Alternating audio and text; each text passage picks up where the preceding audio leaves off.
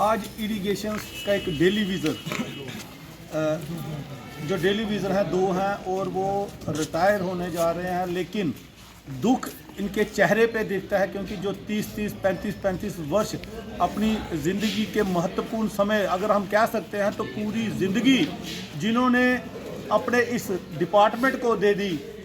लेकिन दुख होता है कि पहले फिर भी अगर एक महीना पूरा आते थे तो कुछ ना कुछ अर्न हो जाता था, 9,000 कम से कम कुछ आ जाता था, लेकिन अब रिटायर हुए हैं और क्या दुख है इनका। शायद मेरे को लगता है सरकारों में बैठे हुए लोगों को नहीं दिखेगा, एडमिनिस्ट्रेशन में बैठे हुए लोगों को नहीं दिखेगा, क्योंकि उनको हर महीने मंथली मोटी रकम उनके अकाउंट में आ जाती है।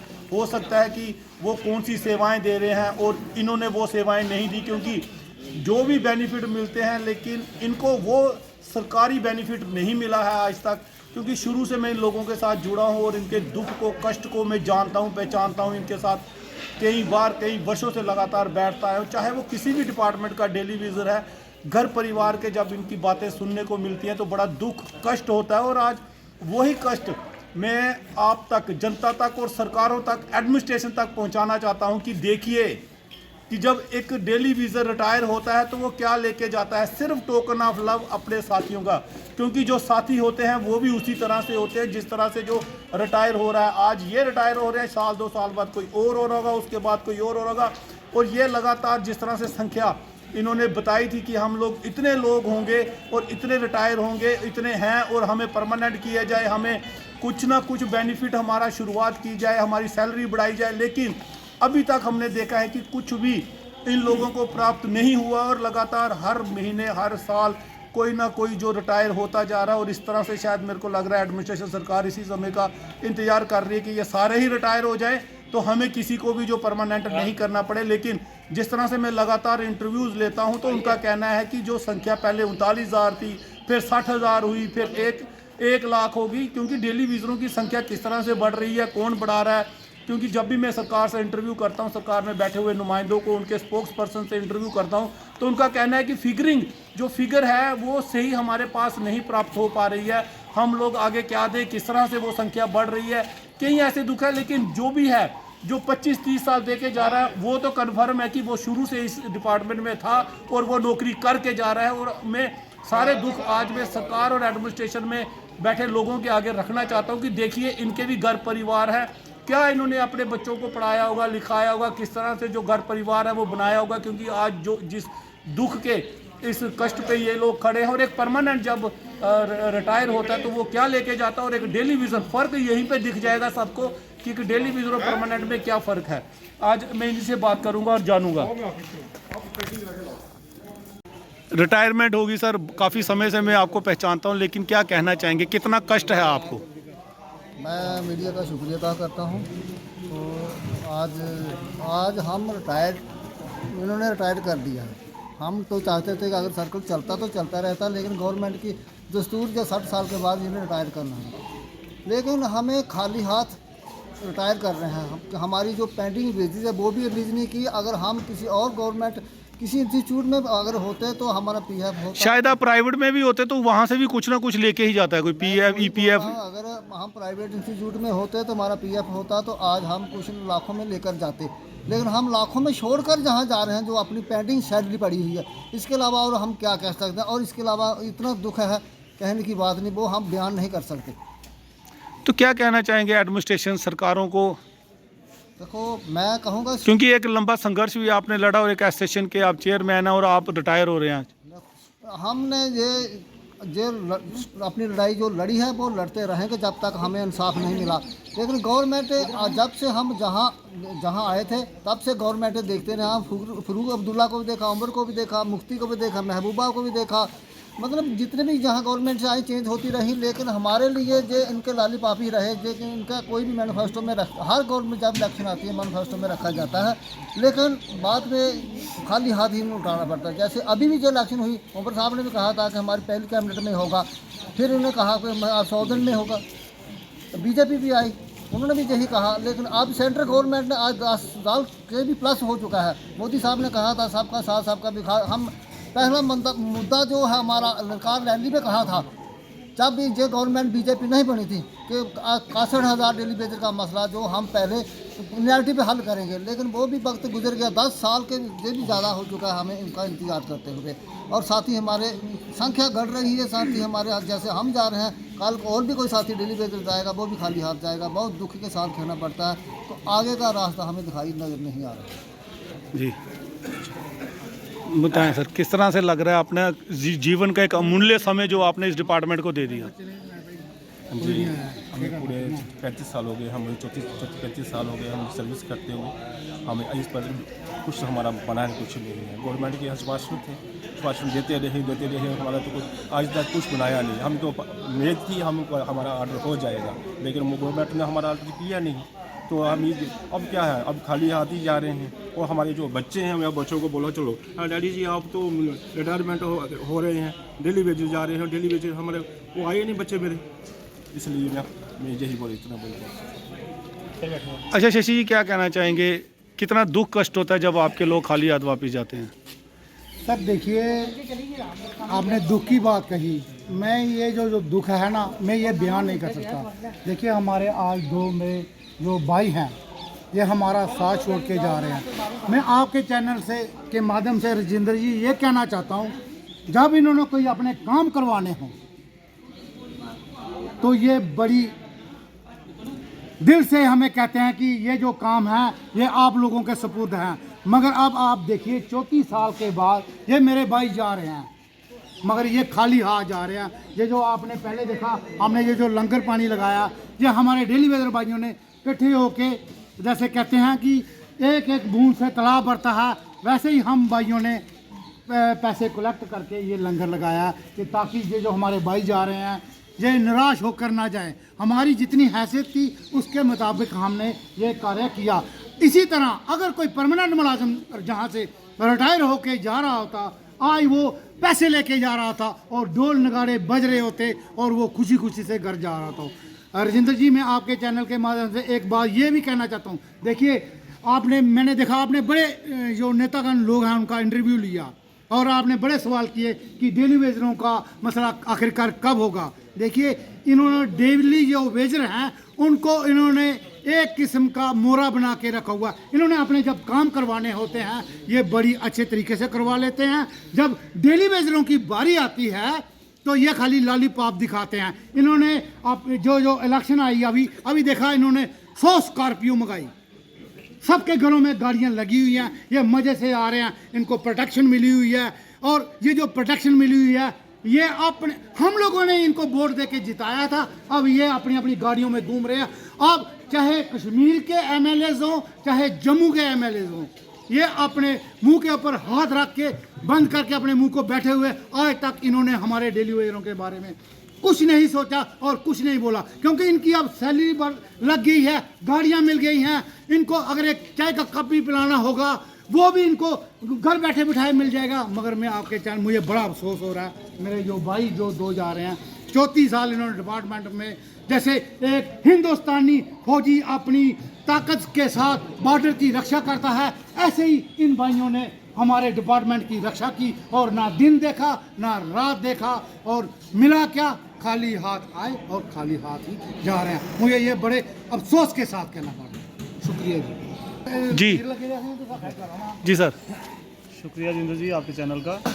आज हमारे एसोसिएशन के चेयरमैन जो श्री गालूराम जी जो रिटायर होकर जा रहे हैं, तो एक तरह से देखा जाए तो ये एक सुख का क्षण होता है, लेकिन हम दुख का क्षण कहेंगे। वो इसलिए कहेंगे क्योंकि लेकर ये कुछ नहीं जा रहे, खाली हाथ जा रहे हैं।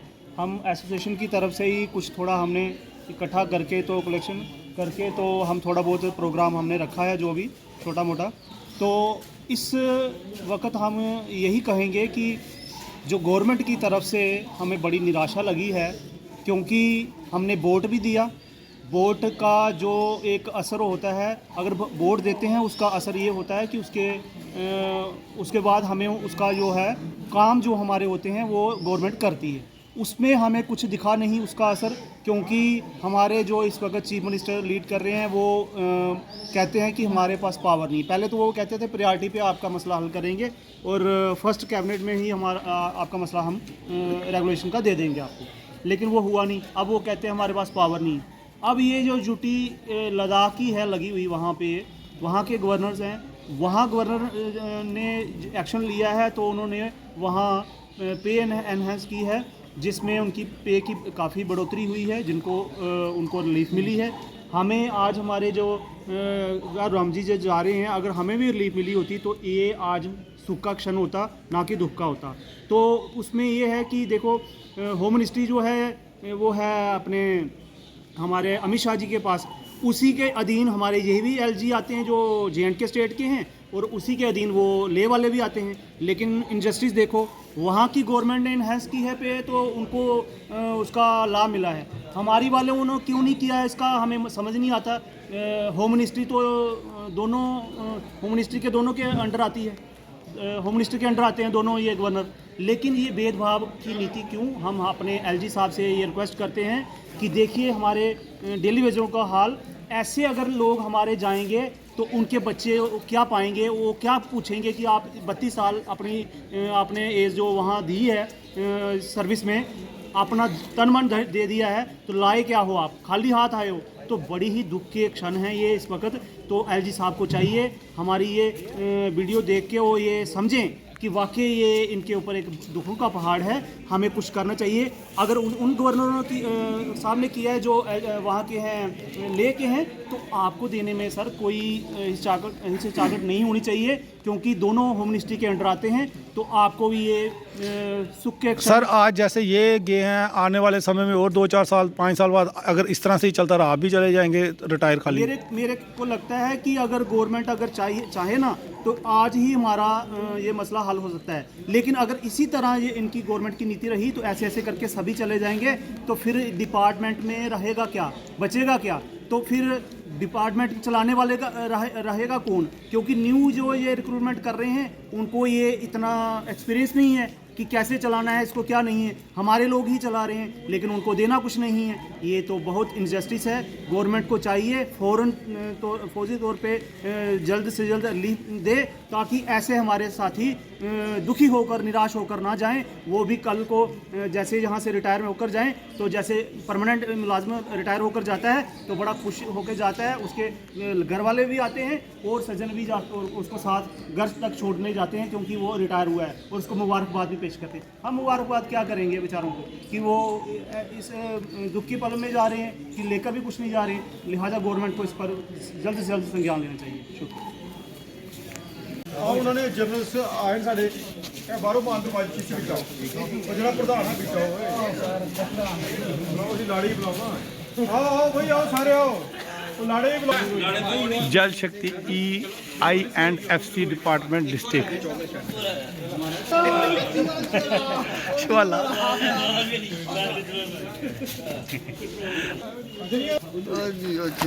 आज हमारे इरिगेशंस के बुजुर्ग डेली विजर, ठीक है, जिनको रिटायर किया गया है, लेकिन अब देखते हैं क्या बेनिफिट दिए जा रहे हैं। थोड़ा लंगर पानी का जो इनके ही सहयोगियों की तरफ से रखा गया है प्रोग्राम।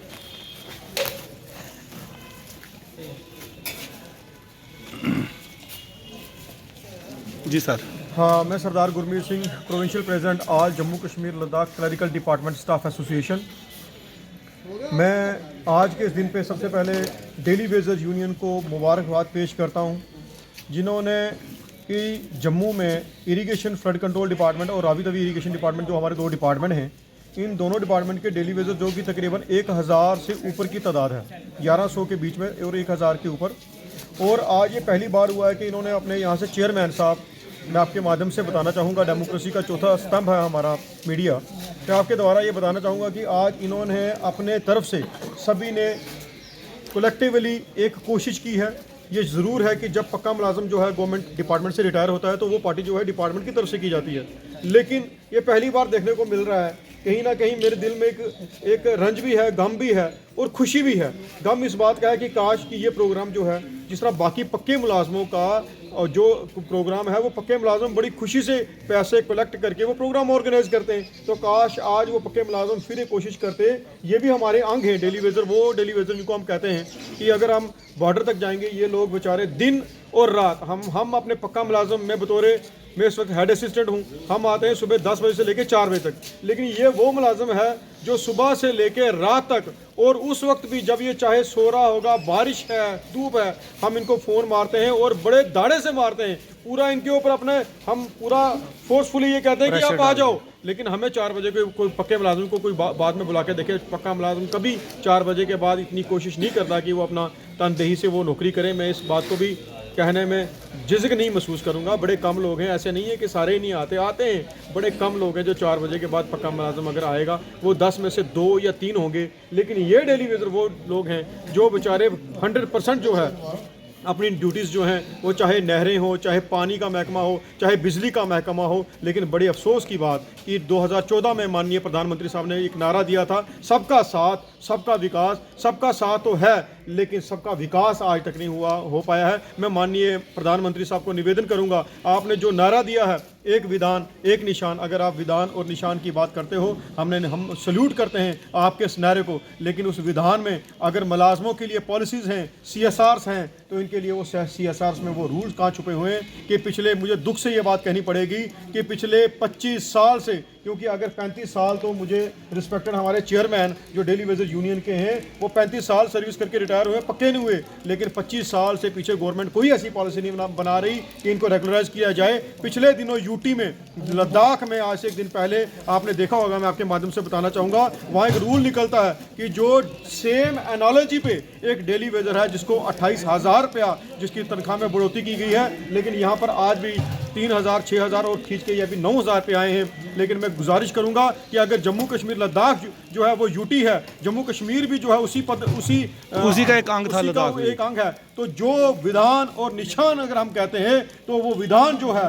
वो विधान को यहाँ पर भी इम्प्लीमेंट किया जाए जल्द से जल्द। जो है जिस तरह वहाँ पर डेली वेजरों के लिए एक पॉलिसी बना करके उनको जो उनकी एनहांसमेंट, जो वेजेस में एनहांसमेंट की गई है, मैं मांग करता हूँ जम्मू कश्मीर का बतौर क्लरिकल फेडरेशन का प्रोविंशियल प्रेसिडेंट होने के नाते मैं मांग करता हूं माननीय LG मनोज सिन्हा साहब से, मनोज सिन्हा साहब, मैं आपसे दरख्वास्त करता हूं, ये आपका परिवार है, ये आपके बच्चे हैं, और माननीय और CM जो हमारे उमर अब्दुल्ला साहब हैं, और माननीय जितने हमारे 29 MLA हैं जो हमारे इस नारा देते थे कि हम डेली वेजरों के लिए हम कुछ ना कुछ जरूर करेंगे। मैं उन तमाम अपने BJP के MLAs और हमारे उमर अब्दुल्ला के सभी MLAs और माननीय मुख्यमंत्री साहब CM उमर अब्दुल्ला साहब जिन्होंने ये बात कही थी, और ये रिकॉर्डेड है कि जब भी हमारी गवर्नमेंट फॉर्म होगी, सबसे पहला उन्होंने नारा दिया था कि हम इन डेली वेजरों को पक्का करेंगे। लेकिन अगर आप पक्का तो नहीं कर सकते, लेकिन जो आपको करना चाहिए, जो आपकी अपनी दी हुई जुबान है, जो मर्द की जुबान है, मैं आपसे गुजारिश करूंगा माननीय LG मनोज सिन्हा साहब, आप इनके हाथ पकड़ो, और जो आपने यूटी में जो गिफ्ट दिया है माननीय प्रधानमंत्री मोदी साहब, वो जो है एक छोटा सा इनको जो है एनहांसमेंट, यहाँ पर भी इनके साथ आप जो है,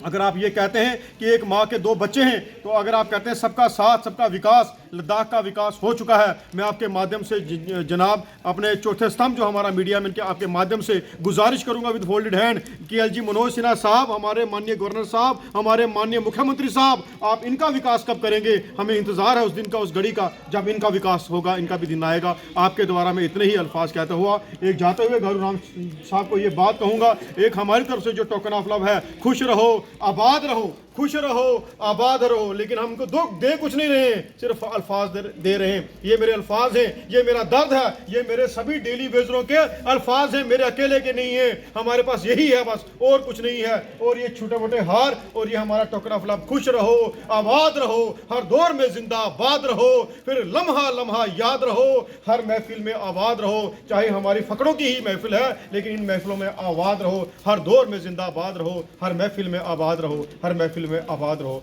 बहुत बहुत शुक्रिया। जय हिंद, जय भारत, धन्यवाद। तो देख रही है अस्सी साहब, एक्सीन साहब, सारे इतने